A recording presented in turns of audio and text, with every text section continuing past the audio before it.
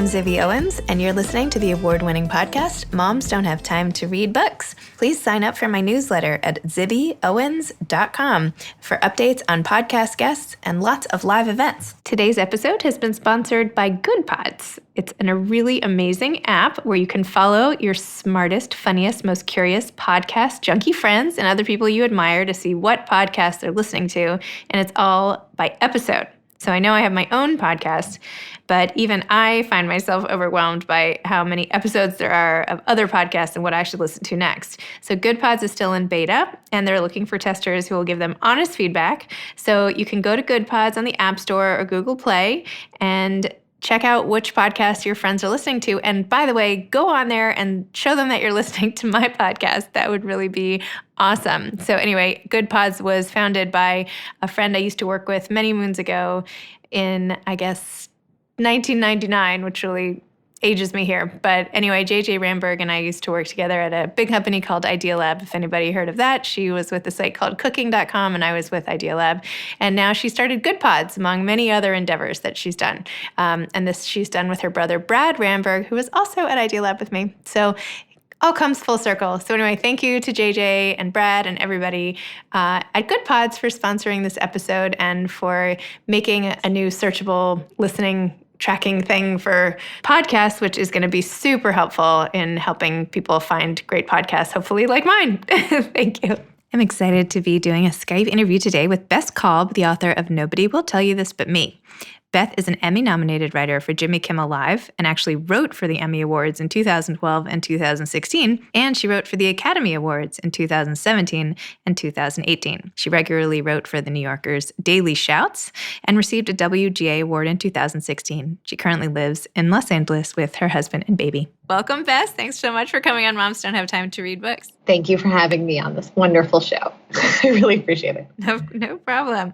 So Nobody Will Tell You This But Me. Can you please tell listeners what it's about and what inspired you to write it? Sure. This book is about my beloved grandmother, and I was inspired to write it because she started telling me her life story from the time I was a baby. And she passed away in 2017, and in an effort to feel close to her again and to bring her back, I decided to tell her life story in her own words, in her voice. And so for me, it was partially a grief processing exercise and a cathartic way to reconnect to the woman that I loved so much. Oh.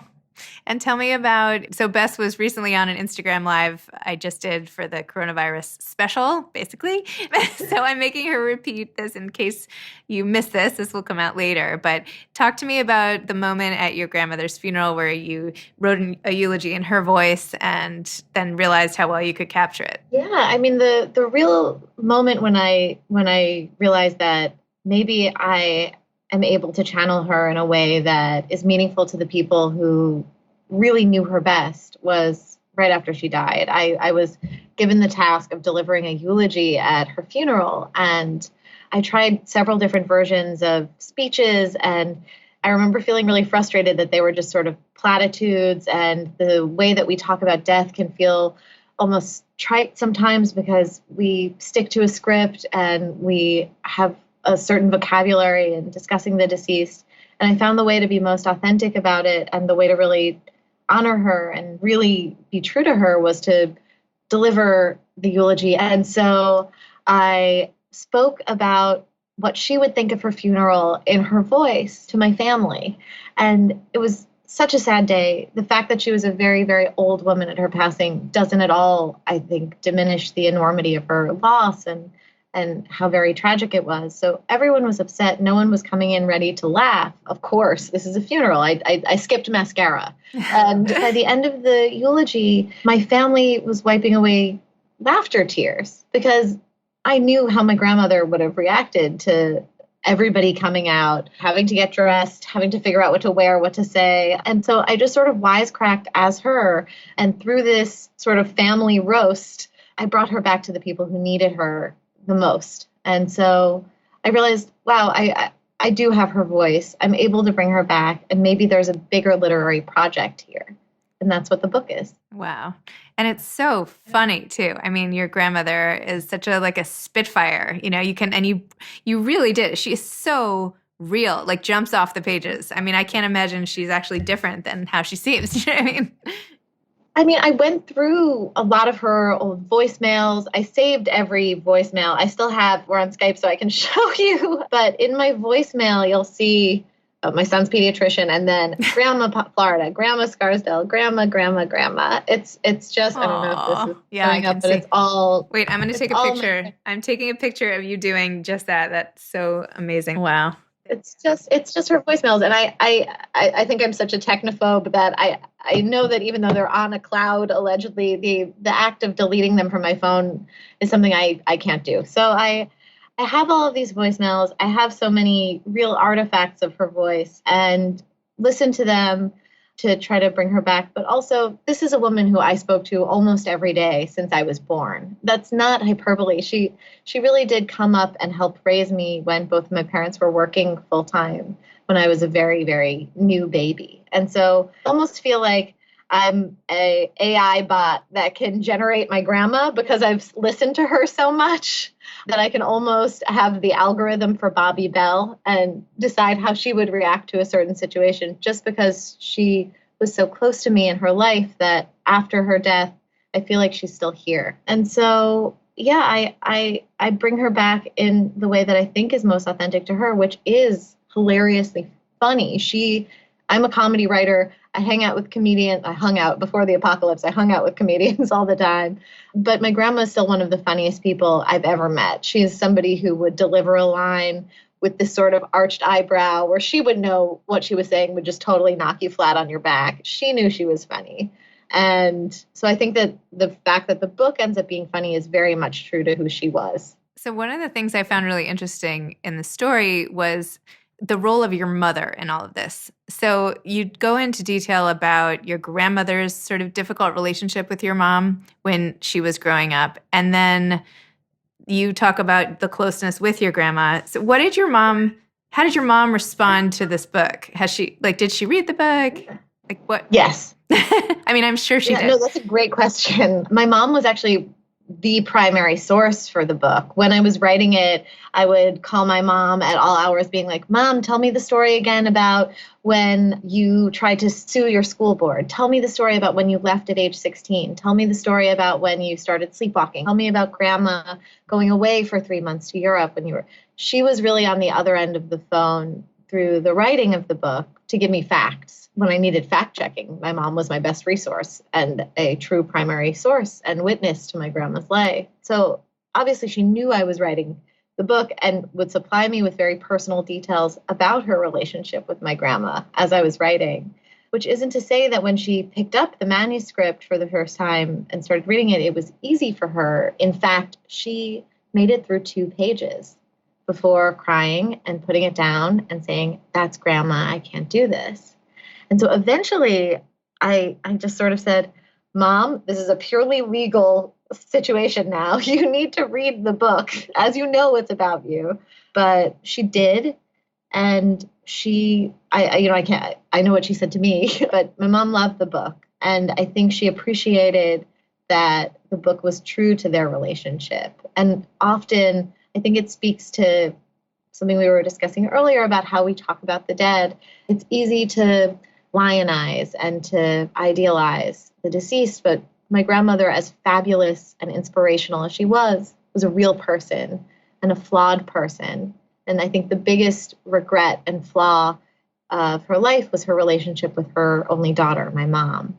And so including that tough relationship in this love story about a grandmother and granddaughter, I think just adds a dimension to who she was that I think keeps her relatable, but also is just true to who she was as a person. Your book makes me want to try to do the same thing for my grandmother's voice. Totally, you should. No, I mean, I don't want to copy it, but it's just like, it's such a great way to give a tribute to somebody that you love, especially someone with such a distinctive voice. And it's also like, it wasn't just about your relationship with her. This could have been written as like a family saga, intergenerational, whatever, because you included so much background from Europe to the boat, like riding the boat to America to like the illnesses. I mean, there's so much history in it too. And it was literally like, as I was reading it, I was like, oh my gosh, that's how this woman like came to be. Like, like without, anyway. So No, I think that's such a part of it. It is an immigrant story. It's a story about the full scope of a life. It's not just our relationship. It's her origin story. It's her superhero origin story. And I don't think it would be copying it at all if you want. I would be so thrilled if this book set off a chain reaction of people writing in the voices of the women who mattered to them as a way to understand them better and a way to fully flesh out their relationship with that woman. I found it to be, just as a writing exercise, really therapeutic. But I think it, especially if we have all of this time now, why not? Why not get into it and connect with the people who you can't see by writing as them? It sounds crazy, but it did make me feel very close to the person that I lost. No, I love that. Maybe it could be an interesting exercise. Totally. I'm up for it. I'll try it.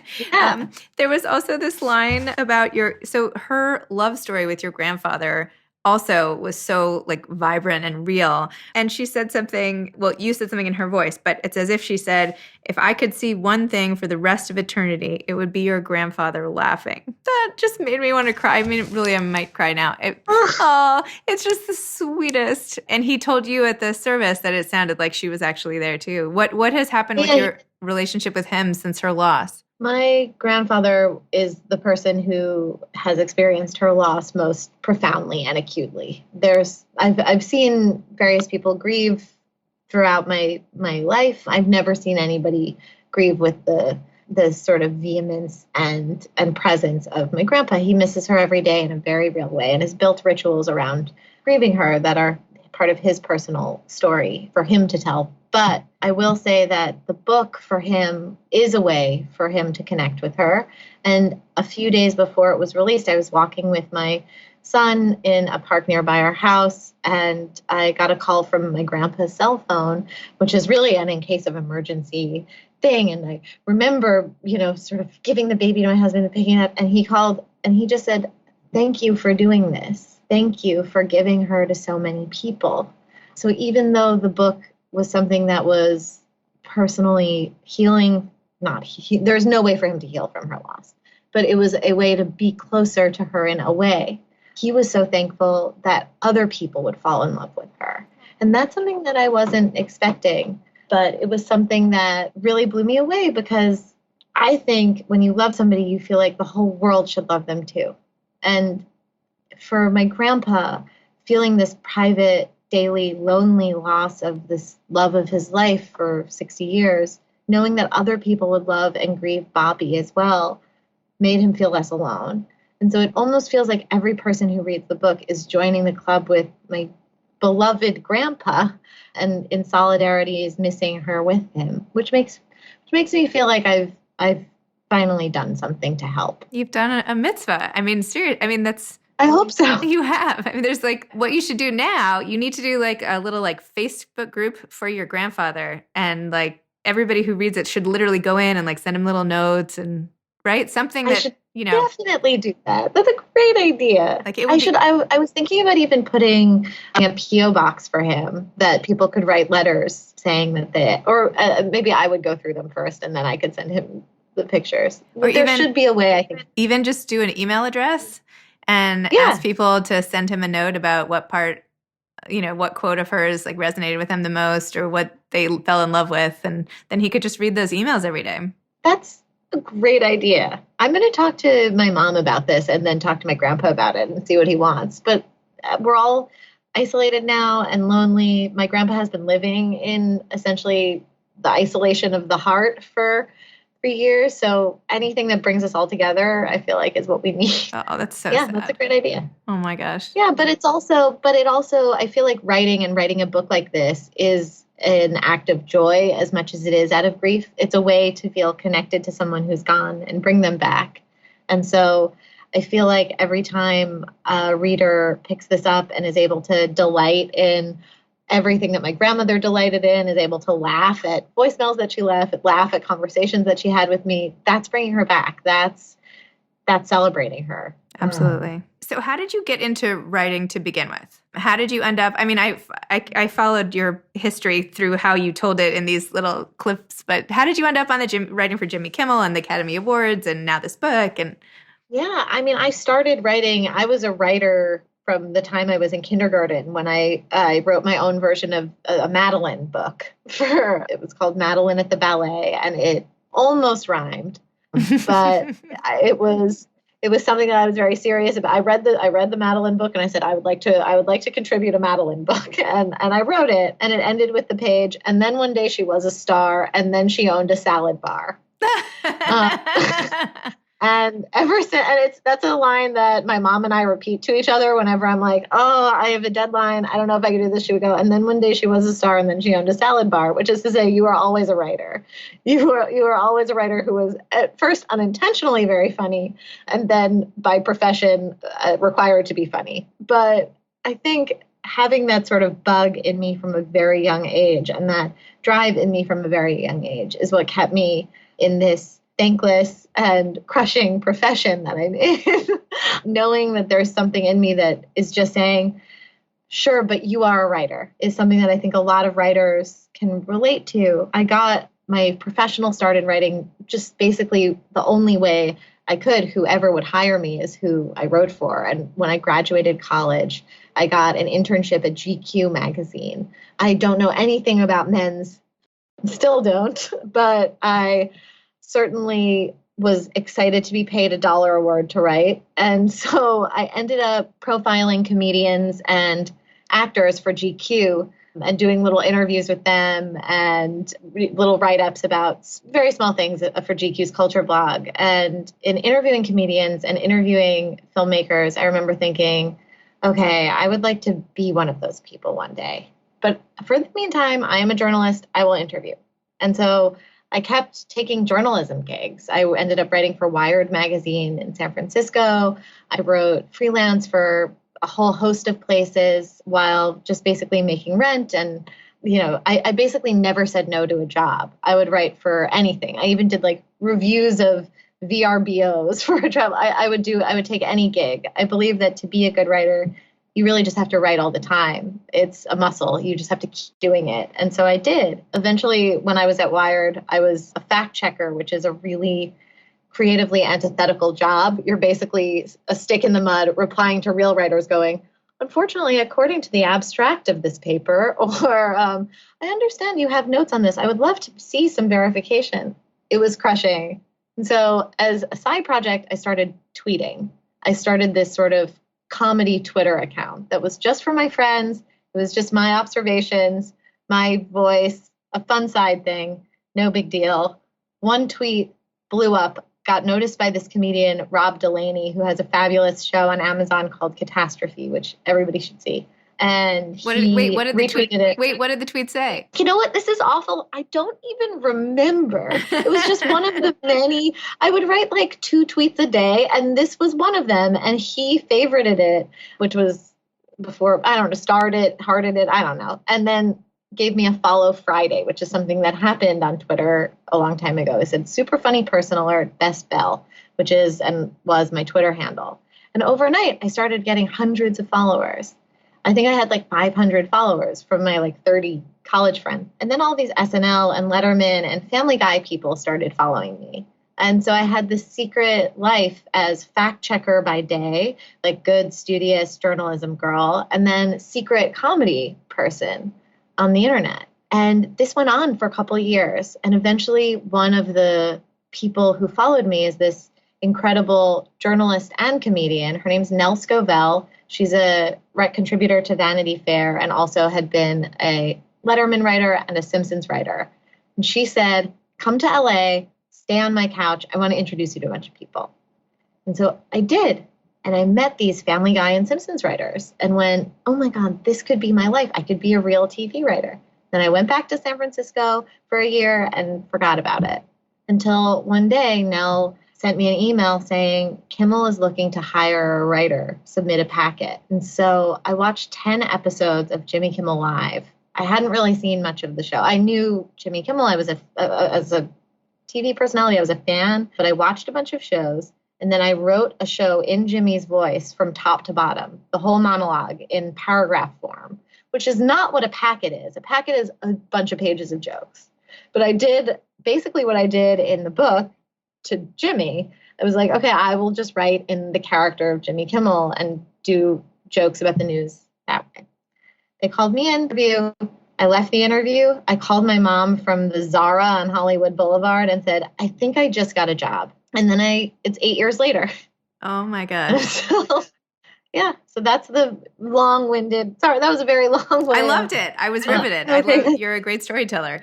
Oh, that's how. Then that led to Oscars and Emmys and things like that. Oh my gosh. So when you write for Jimmy Kimmel, is it like a writer's room situation where you all get together and? So it's a very solitary practice writing for late night. You write alone on your computer and submit jokes to a writer's assistant. And then Jimmy goes through and picks the jokes and sketches that will work for that day. And then we all come together and punch up and work collaboratively. But the beginning of the day and the bulk of our work is done individually. What if you're just not feeling funny? What if you're in like a really bad mood? You know what? I would say 99% of the days, that's how you wake up and feel. And by the end, you just have that cursor blinking on your Microsoft Word document. And by the time the joke deadline hits, you somehow have filled out the page. I can't explain it. It's just a muscle and you have to do it.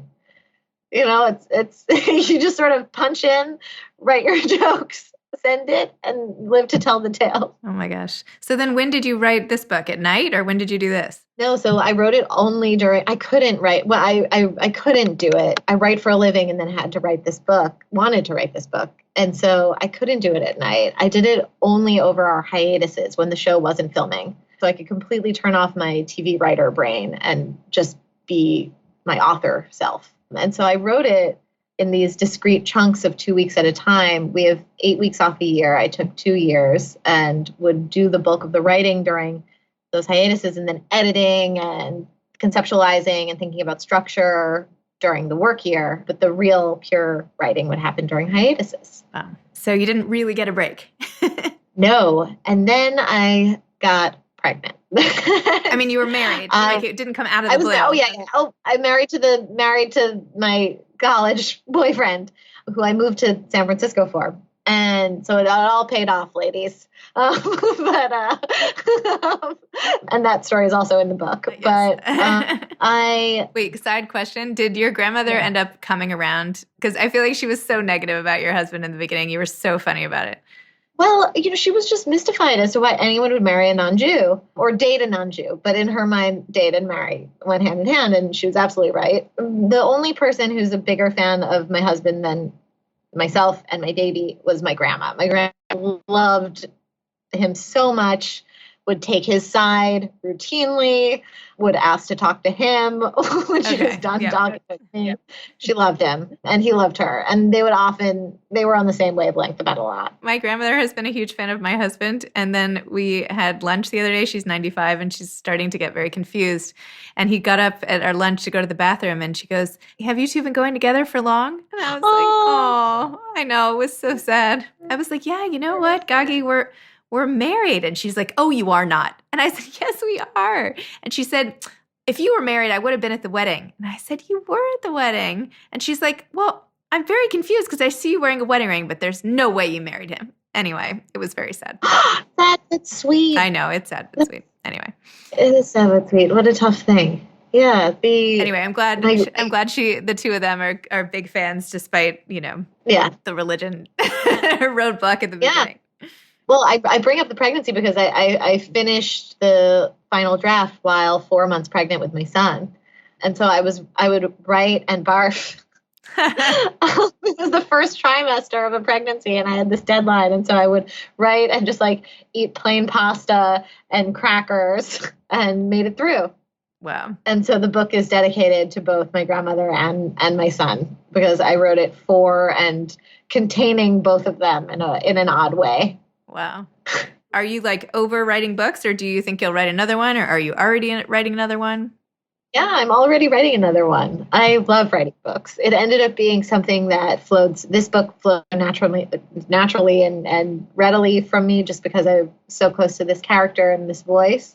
And so I realized, well, look, I'm a fraud. I'm not a real writer. I just write in voices. Why don't I just pick some more characters to write from? And so that's what I'm doing in my next book. Oh, I love it. Can you share who the character is? I don't want to say too much about it just because it's still changing, but I'm writing right now from the perspective of a 9-year-old girl, and it's the most fun I've had writing. And I have a stack of camp letters that I wrote my parents when I was 9. I wrote a ton of letters every day. My parents recently gave them to me, and I'm working backwards from those. Bess, I have a big, not Tupperware, what's it called? Container full of my camp letters from when I was 9. So if you need any additional information, my mother also recently was like, I'm cleaning out your old room. Take all your letters. So I have them all. And yeah, I'm glad you're doing that. We should talk about that at some point if I run out of material. Yeah, if you run out of material. Yeah, use my camp traumas to enlighten you.